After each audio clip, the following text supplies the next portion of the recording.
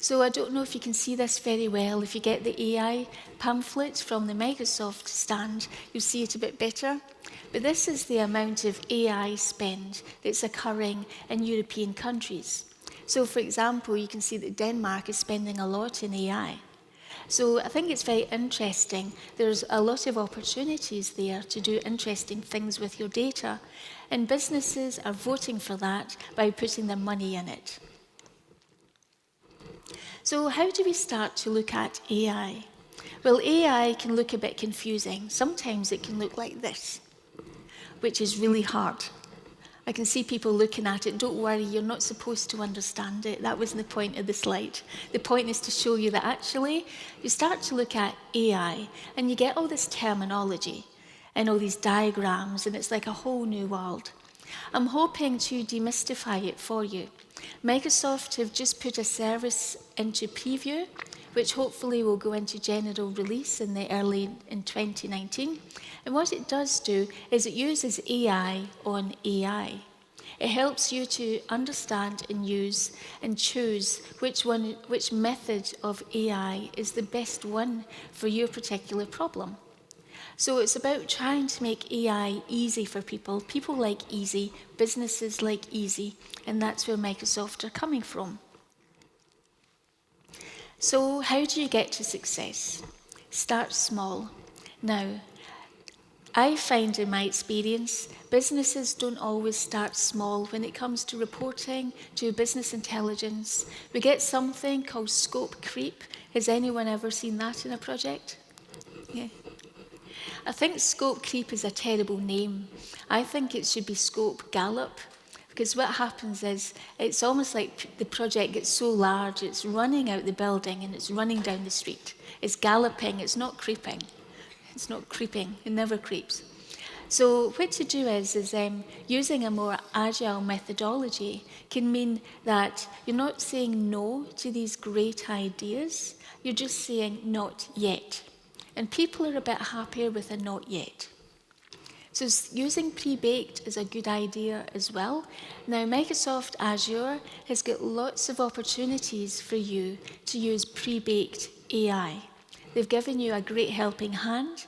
I've got a demo a little bit later on just to show you. Again, it's all in Microsoft Azure. So you're not having to install anything on your laptop, which is great. So how do you get started? Well, the first thing to do is find a small business problem and start there. You can also start to get executive buy-in for your project by looking horizontally across the business. I don't know if you see this, but I see data being very siloed in organizations. You've got the marketing data, the sales data, and the finance data. Now, that means organizations are very good at telling you about the data in the one specific department, each department, but they're not very good at looking horizontally across all of those departments to understand what's going on in the business. Say, for example, you have a business question which says, what happens if we increase our sales by 5%? That you can say for maybe the marketing department, but it's very hard to answer that across every single department. So looking horizontally, look and see what problems other departments are having, particularly with their data. I'm absolutely sure that you will find some, and you'll start to hear lots of complaints. Usually that's what happens.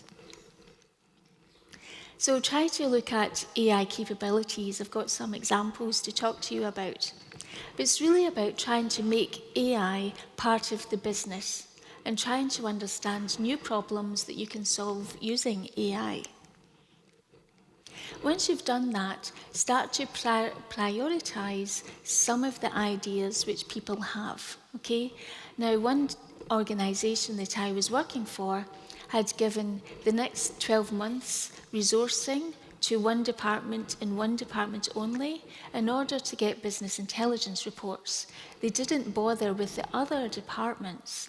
The reason for that was that the other department complained so much about reports.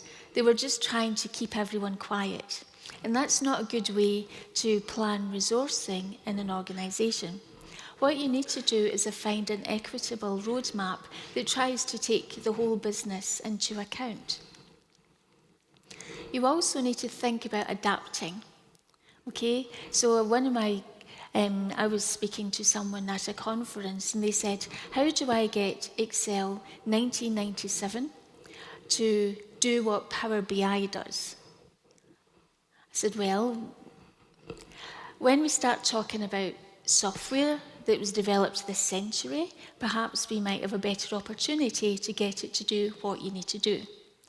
And they said, well, my company can't afford to upgrade. And I said, I'm sorry, sir, but actually they've sent you to a really expensive conference. I think that they can. So the idea there is it's about getting people to adapt to new ways.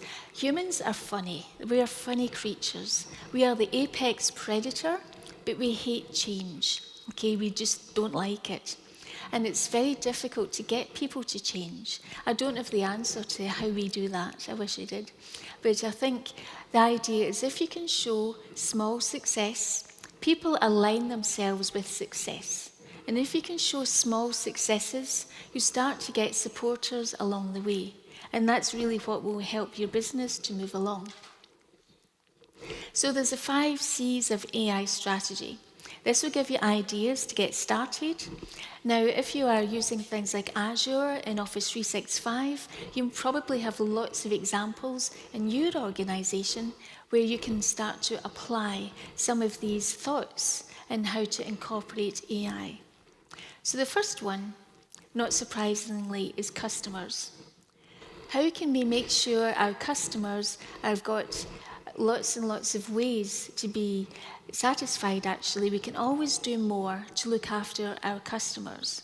So, for example, a very small thing you could do is set up a chatbot on your website. That's using AI, natural language processing, and it will embed with facilities that you have in Office 365. So maybe just a little chatbot, just try it and see if you can get it to work. If you're not confident about a chatbot on your external website, why not think about an internal chatbot? Just try it, have some fun, see how it works. Customers, there are lots of opportunities for using AI in customer service. Chatbot is just one way of doing that. So, competition. I'd also look and see what your competing organisations are doing, if they look like they're doing anything interesting with AI. You might inspire ideas, but at least it will let you see where you are in terms of the AI maturity curve. Where are you? Are you a leader or are you getting left behind? So it's good to do some competitive analysis as well. Costs. You can start to think about reducing costs. Now, the demo I have for you is actually analysing handwritten text. I don't know about you, but my handwriting is atrocious because I type so much and never really write. So when I do write, it just feels strange. But the idea there is instead of using lots of very, very expensive ways to analyse a handwriting, is to try and get Azure to do some of it. Now, you can then give the corrected text to humans for them to validate it. So actually introducing something like that gives you opportunities to automate some of the process. It's not replacing people, it's just trying to make people's lives a bit easier. You're letting AI do the easy things, and easy is a good place to be. In humans, we can get the more complex activities to do. Create. Let's think about what you can do to create something really great using AI. So there's probably lots of opportunities in your organisation. Microsoft have got something called cognitive services. One thing you could do is use cognitive services to read and understand your Twitter traffic for your organisation. You can log that Twitter traffic and the sentiment to Azure, and then you can try and understand what the sentiment is like in a real-time way. There's actually a tutorial online that will help you to do that. You can also visualize the results in Power BI. So if you're interested in customer service, that's something really creative that you can use AI for. And it's very, very little programming. There's like copying and pasting, but it's no real programming. I'd also think about how you can capitalise and optimise. By that, I really mean automate. I'll give you an example. Physicians can use AI to try to identify the presence or absence of tumours for breast cancer. Now, the idea is that the AI is identifying photographs where, or X-rays, where the tumour is not present. That means that the physician doesn't have to look at those photographs. It's saving the physician's time, so they can narrow down on the X-rays and the photographs that might have a tumour in them. It makes the physician faster. It's not replacing the physician, it's just making him faster. And if that's your family member who's struggling under that sort of pressure, you would want them to have an answer as quickly as possible. And that's where AI can help, automating and making faster. So something you can look at is the data science life cycle. Now this is being produced by Microsoft. You can go and Bing search for that. Now it's made up of a number of things. The first thing is the very top, which is the big orange ball. It's called business understanding. Now you all have that already. You understand your respective businesses. The second step is data acquisition and understanding. Now, a good way to get started for any project, whether it's data, business intelligence, or artificial intelligence, is to have a data dictionary for your organisation.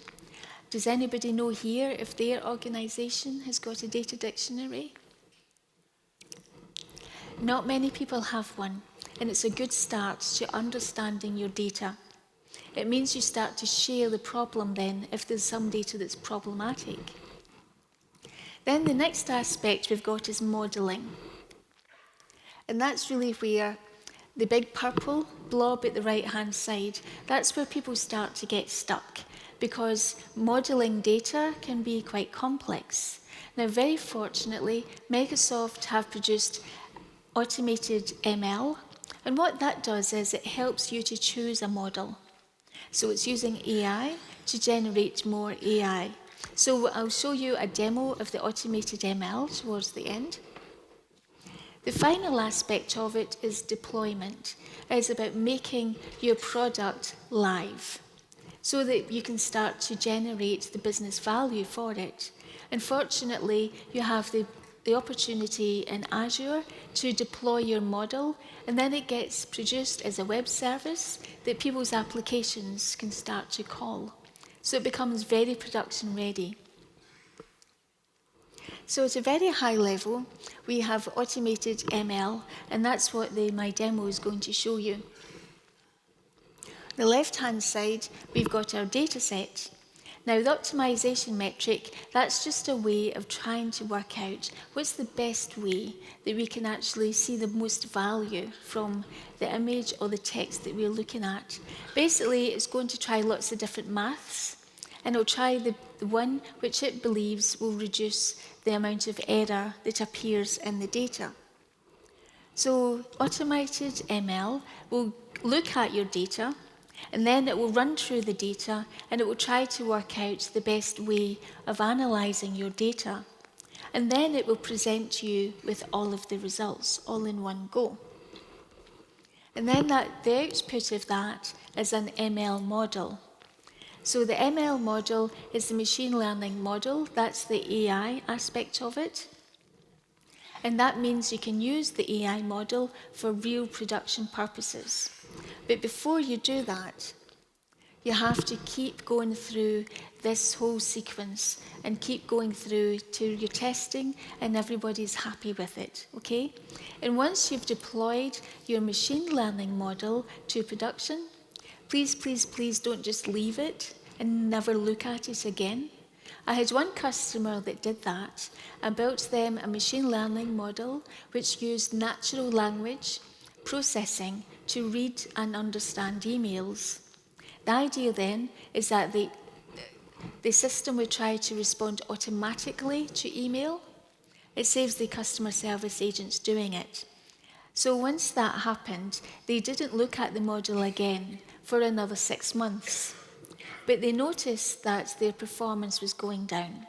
The reason for that is we live in a very fluid and dynamic environment where things change very quickly. So the model had been built for a time which was previous to the current time. There'd been a lot of change in the emails that were coming in. We have to be very careful about what goes into the model, so we have to really think and understand our data. There's a great example of this. There was an example where they built a machine learning or an AI model. The target of the model was to identify whether there was a tank present or absent in the scene, in the view of the landscape. So the neural net was built by the US Defence, and it seemed quite a good idea, having perhaps a visual piece on the tank that could look into the distance and try and work out if a tank was present or not. So they gave the system lots and lots of photographs of tanks, and they also gave it lots and lots of photographs where no tanks were present. So at first, the AI system seemed to be performing really, really well. It could identify very well if there was a tank in the vicinity based on the vision, or if there wasn't a tank in the vicinity. So they put the system to live, and the model really failed dramatically. And it turned out they'd actually taken the two sets of photographs at different times of the day. So the photographs with the tanks present in them had actually been taken in a bright morning, but the other photographs were taken towards dusk at the end of the day. So unfortunately, the system did not learn if a tank was present or not. It just basically learns to identify light and dark. It did what it was trained to do, but you have to be very careful about training it. The only way to do that is spend lots of time testing the system. And once you deploy it to live, make sure that you keep testing it, maybe once a month. Just keep an eye on the performance. Now, we talk about modelling, and people get confused. They sometimes think, well, I don't know what's the best model to use.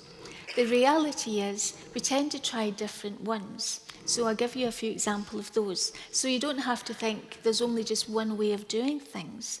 If AI is based on human-like learning, as humans, we all do things differently. So you might learn better by reading, you might learn better by hearing someone tell you something, or you might learn better by breaking things, as I do. So it doesn't mean any of those is necessarily wrong, it's just different. So the way that automated ML does is exactly what I've just recommended that you do. It just tries different models, tries to work out the score, then goes back round again. So basically it's a very automated process, trying to look at the model and the results that it gives me. A model is essentially just a pattern, a way of looking at the data. That's all that is. Now we tend to think like this a lot. We don't necessarily realise it.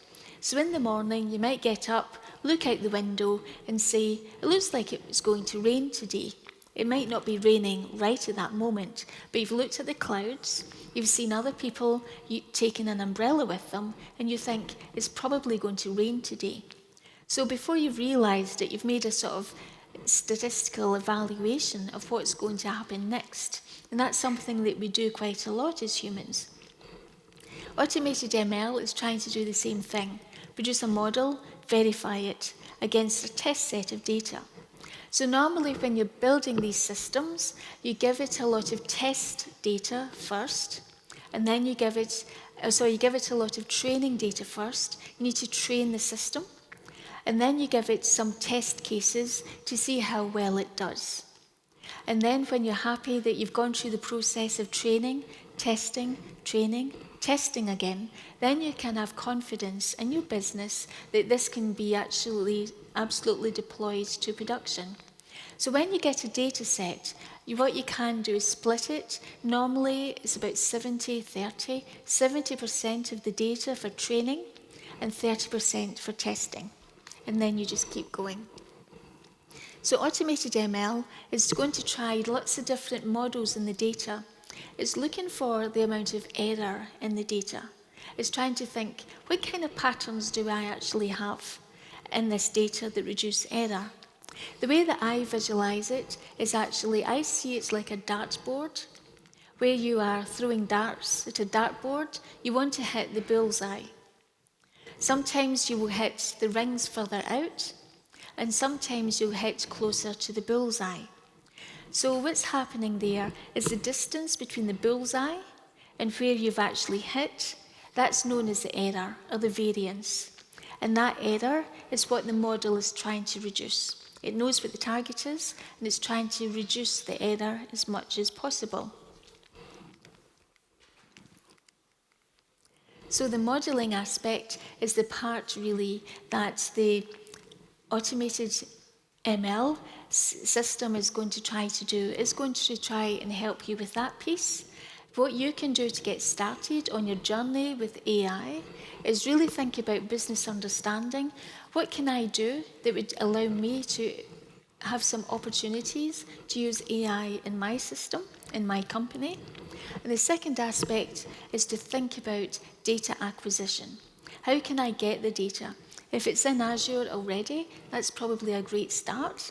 If it's not, maybe think about, is it something that needs to be there? Or you could use data that's stored in Excel just as a starting point, just to get yourself up and running.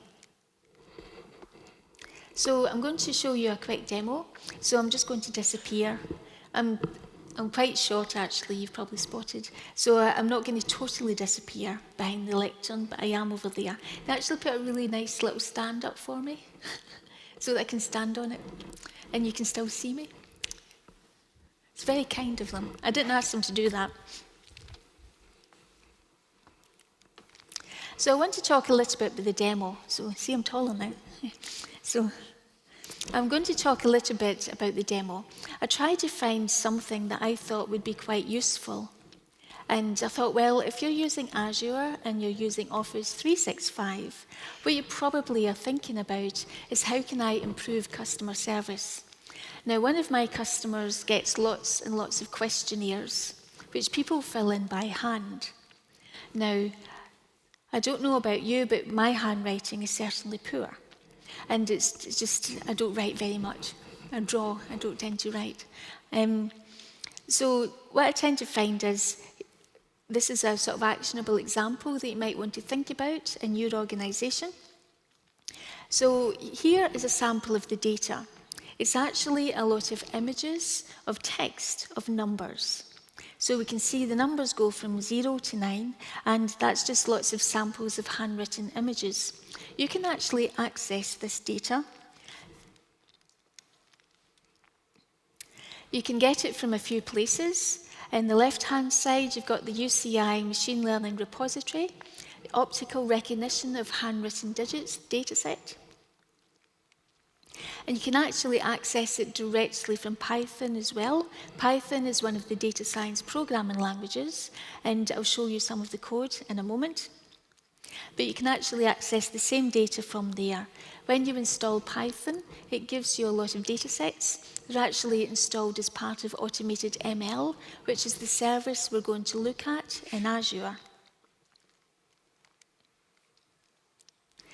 So one thing to think about is automated machine learning, which is a new Azure service that you can go and try.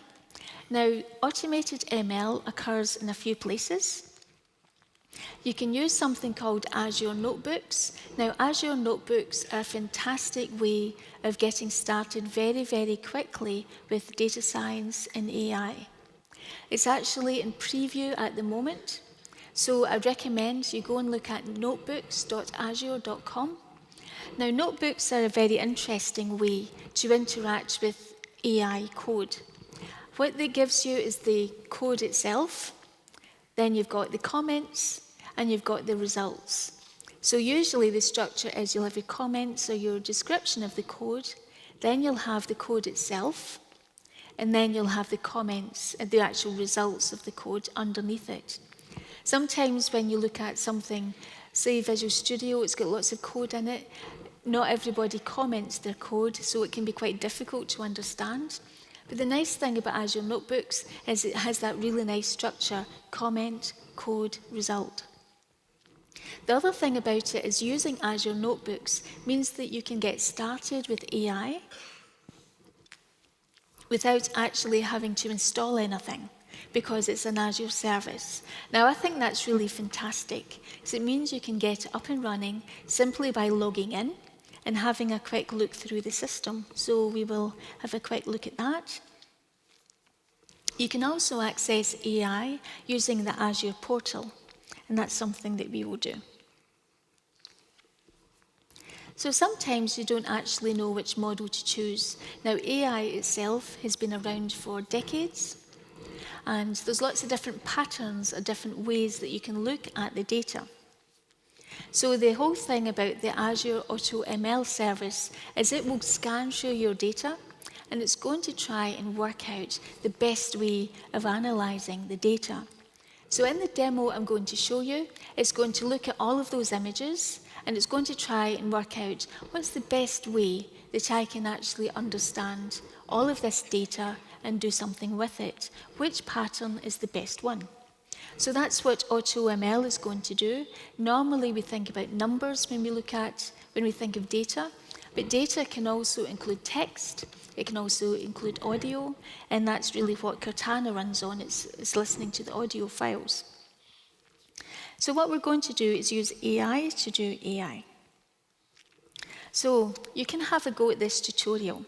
I hope you can see that. It's training an image classification model with Azure Machine Learning Service. Now, the idea here is that actually this model, this tutorial was created specifically for you. When I contacted the Microsoft team in Redmond to say, look, what message would you like to give this audience? I said, ESPC. So we had a good chat, and they said, well, actually, why don't we help you build a demo? So we got together, lots of phone calls, we chose something we thought would be relevant, and then built a whole tutorial around it. So this is built for you. So before we proceed, I want to say a big thank you to the Microsoft team at Redmond, who really rushed everything out to try and get everything ready for you guys. The service is not available in GA. It will be in the new year at some point, but they tried to put everything together, so we had a really, really good example to show you. They'd also love your feedback. So if I were you, please feel free to go onto the website and let them know what you think. So this is the Azure portal. So what I'm going to do is I'm just looking for a workspace at the moment. Before we set up an Azure notebook, we have to set up an actual machine learning service workspace. That will give you a very small virtual machine under the hood. It will also give you some storage. So I'm going to call my workspace the Red Queen's workspace, because we're talking about the Red Queen. So once I've done that, I'm going to create a resource group, which I've just called RG Red Queen, because I tend to call my resource groups starting with RG. You may have your own naming convention. So now the Azure portal is going to go ahead and it's going to create the workspace for me. So at the top right-hand side, you can see the deployments taking place, and then it should succeed. Just going to think about it, then it's going to do it. So let's go to the resource and we'll take a quick look at it. So here's the Red Queen workspace. So this is my AutoML workspace. So far, everything is in Azure, and we'll have a quick look through it. We've got the usual overview at the top. So we can see on the left-hand side, we've got the usual activity log. These are things which are very familiar to you if you're accustomed to dealing with Azure. And then we've got the applications at the left-hand side. We've got the experiment, which is what we're going to build now. An experiment is just another way of thinking about the data. I showed you the model earlier, where we test and deploy, so that's the experiment. So what I've done here is I've gone to Microsoft Azure Notebooks, and I'm going to clone a library from GitHub So we can go, so far, just go straight to GitHub and clone one of their libraries. They've got lots and lots and lots of examples, so I recommend you go to the Azure Notebooks and have a quick look. So what I'm showing you there is this information here is the subscription information for my Azure portal. It's also got the name of the resource group, RG Red Queen, and it's also got the name of the workspace as well, which I called Red Queen's Workspace. So the notebook is tied very carefully and closely to the Azure portal. So again, you can manage it and do your AI and your data science directly from the portal, then into the notebook. So the example I'm going to use is AutoML classification. And this is what the notebook actually looks like. So the first thing we're going to do is I'll have a quick pause there. This is called a Jupyter notebook, and it's actually got the comments, the code, then the results. Don't worry too much about trying to read the code at the moment. You can go and download it and play with it later. That's what it's for. But I should say in data science, Jupyter notebooks are very, very common. So if you are currently managing an Azure infrastructure, you might start to see these Azure notebooks appearing in your portal. So it's well worth having a look at them and seeing what's happening. Now, the code that we're using here is code called Python. In the Jupyter notebook, you can actually have different codes. So you can set up a Python notebook, you can have one for R. So if anyone here is interested in learning R, going to Azure Notebooks and opening and creating a new R notebook will allow you to go in and program directly with R. Behind the scenes, we have the machine learning workspace. It's already got R and Python installed on it for you already. So that's why I haven't needed to install anything here. All I've needed to do is set up a new notebook. I've cloned that notebook from GitHub. So when I've cloned it, created a new notebook, Azure has done the hard work behind the scenes, responding the R and Python that I need for my actual success. So the first part of the code I'll explain very briefly. Python is open source. So it means you can download lots and lots of libraries. And that's really what the code is initially doing. We're deploying lots of different pieces, we're importing lots of different libraries. And some of those libraries are Azure ML libraries. We're importing those and using them with Python. So again, the code is available. If you go to the tutorial, you can run around and play with this yourself. The second part of the code is really about configuring the workspace. So we saw the workspace already in the Azure portal, and what it's done is it's actually automated and it's understood which part I'm looking for. We've got the subscription ID, which we set up already, and it knows about the resource group that it's looking at, and it also knows about the virtual machine behind the scenes. So the other thing we can do is have diagnostics as well. So what we've got, you can actually use Azure telemetry to monitor the Azure ML pieces throughout the process. So if you're administering Azure, that's an important thing to note. So here we've got, we're back in the Jupyter notebook as well. And what we've got there is I'm just showing you that we've got the resource group highlighted, and that's the same one that's in the Azure portal. RG, the Red Queen workspace, we've got the resource group there, and we've got the same location, which is South Central America. So then what we need to do is load our data. Now, the first thing I showed you in the earlier model, the big process flow, is we had business understanding. Then the second part of it in the data science life cycle is actually data acquisition and modeling. So we have to load our data. Now, for the purposes of simplicity, I'm just using one of the default data sets which comes with Python, which is the images that you saw. So basically, in the workspace now, it's loading up the images, and it's got those as a data source actually stored in Azure now. So what it's going to do is it's going to import those images, it's imported as a data set. So run the diagnostics first. I'm switching the diagnostics on so we can see those in the Azure portal. And then what I'm doing here is I'm pressed the run button and that executes the cell. And then you see the result under it. So I've got configure AutoML. You can do that automatically or let the system do it itself. But we already chose a classification algorithm as a problem, so it's going to try all the classification algorithms that it knows about. So now we've loaded the data. I've configured AutoML so it knows it's doing a classification exercise. The classification is going to take the images of the numbers and it's going to try and understand if the number is the correct one. So if we show it an image of the number 3, it should come back and tell us that it's a number 3. So the first thing we need to do before that is we need to train the model. So what we're going to do is we're going to run this code here, and Azure ML is going to look at the data that's in Azure and it's going to try to analyze it and work out what's going to give me the best result. There's lots of different mathematical ways that we can analyze images. Unfortunately, those patterns are already available in Azure, so we can actually do this without knowing anything about AI at all.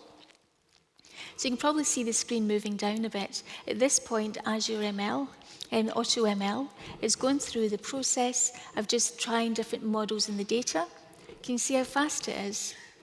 When you think about how complex it is sometimes to choose these AI systems in the model, Azure is running behind the scenes with all of those images and trying to work out what's the best model that you could use for your data.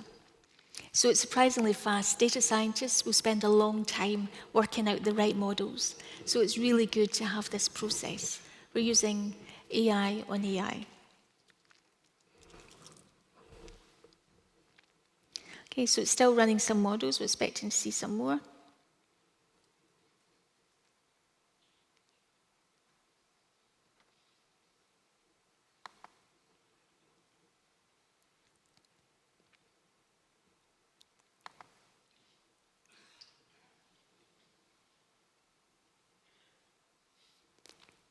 Oh, there we go. Someone's given Azure a kick. So it's got a few models here, so it's gone for some of the classification ones. So what it's doing is it's trying to work out how it can best scale the image. So when you have an image and it's just got a number on it, you're trying to identify what is the signal and what's the noise. What's just a mark or perhaps a bit of something odd about the image that shouldn't be there. So what you're trying to do is look at the signal, the whole image, and try to work out what's the real thing I should be looking at here. And what's the noise? So it's trying lots of classification models on the data to try and understand the best one. Now, intuitively, you know about scaling. You know when you look at a graph or a chart, the y-axis, sometimes you can have the y-axis as being like a 0 to 100%, or say the data is just between 50 to 60%. So you can actually display that in two different ways. You could use the whole 100% on the y-axis, or you could just display 50 to 60 in the y-axis. So now it's actually gone and it's run through all of those different models. So now we're going to try and find out what the best one is.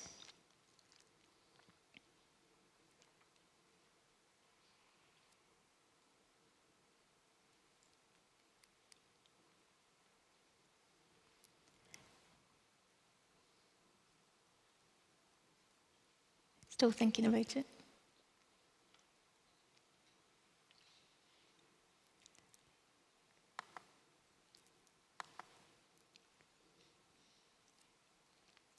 There are a few warning messages there. I wouldn't say error messages, but it's still, as I say, it's still in preview at the moment, so it's still something that's running through. Okay, so now it's coming back with with a few models, it's telling us what it's doing. So the first thing it's doing, it's going to tell us the iteration being evaluated. It's an iteration is basically taking the data and trying to match it against a model. So if it tries 25 models, it's going to have 25 iterations. So that's really what that is. So now it says it's an iteration 25. And then we see the pipeline. The pipeline is the way that it is actually trying to, the pipeline is actually the model name that it's trying to use to analyze and understand the data. The duration tells us how long it's taken to work out that model against the data. So it's taken somewhere between 8 and 11 seconds to do each one. We've got the metric. The metric's the result. A 0 would be a terrible result. 1 is the best result. Now, when you're doing things in AI, you don't normally want 100% because it means that maybe the data has, the pattern or the model is overfitted to the data. So that's something to think about as well. So it's actually come up with the best one, which is called min-max scalar. So when we look at min-max scalar in the results, we can actually see the metric shows up as a perfect score of 1. So that's what min-max scalar actually looks like. I spoke earlier about changing the y-axis to make the data more readable. So if you show data between 50 and 60% on an axis between 0 and 100%, you get one pattern. But if you shorten that y-axis, so only shows the data, so that the y-axis only has values between 50 to 60%, basically shortening the y-axis, you'll get a much more exaggerated view of what the data is doing. And that's essentially what this model is doing. It's chosen as the best one, something called min-max scalar. And all it's doing is taking the 100% of noise in the data, 100% of the data, and then it's just trying to focus down on what it sees the min and max as being for each image. It's just basically amplifying the image to make it more focused on what it thinks it's looking for. So min-max is one of the Python packages that's available in deep learning, so you can go and have a look at that. But that's pretty much what it does with the data. Scaling, and it's focusing down on the most important parts. So now we can try some images against the model, and let's see just how well it actually performs when we show it images. So all this code does here is it's going to show the model an image, and then it's going to work out what it thinks the image is. So in this example here, in the top one, it's read that as a number 6, and we can kind of see that the image is a number 6, so it's got it right. For the second bottom one, it's guessed that the image is a number 3, and actually is a number 3, so it's guessing the handwriting correctly for these two images. So we can run it again and try it with some different examples. It's guessed correctly that the value number 9 is present in the first one, so that's correct. It's the second one it hasn't got correct. It's a 5, and it's labelled it as a 9. So the model hasn't quite got it correct 100% yet.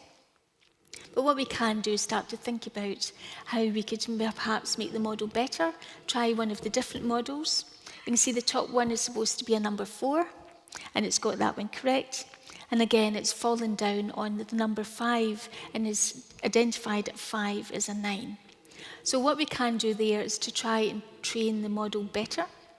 And we can do that by giving it more examples and more training. So where this is useful for you, I think, is for two things. One, we've done everything in Azure. You can take the codes from GitHub and try it yourself. It gives you a great starting point. But secondly, if you're interested in customer service, here's just one way that you can start to think about trying to use an AI in your organisation to analyse handwritten text. So I did a project like that. I helped in a project where we were trying to analyse doctors' handwriting that was written on an X-ray. So obviously doctors, I don't know if it's like that here, but in the UK, doctors' handwriting is well known as being quite bad. So the idea is about trying to analyse doctors' handwriting. So just to summarise, what we've actually had a look at is we've had a look at Azure ML. I'm lucky I remembered the stand was there. That'd be quite an exit. Knock everything off the stage, because that's exactly what I would do.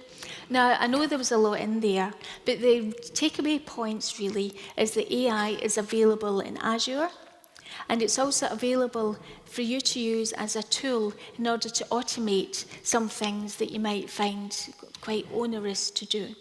So you don't have to install anything. Azure ML does it all for you, and you can use automated ML to try and understand the different ways that we can access and understand the data better. So the best way to get started is think about a business problem, make it small and actionable, and then think about how you can do that with Azure.